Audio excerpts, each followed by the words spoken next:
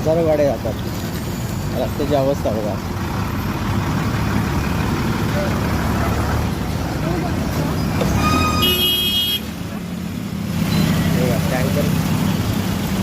टँकरची तर लाईन लागलेली असते.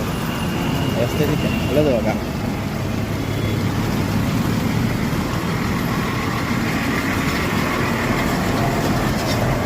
आणि हजारो वस्ती आहे इकडे लोकांची. कसं जायचं यायचं मुलांनी. स्कूलला जातात मुलं.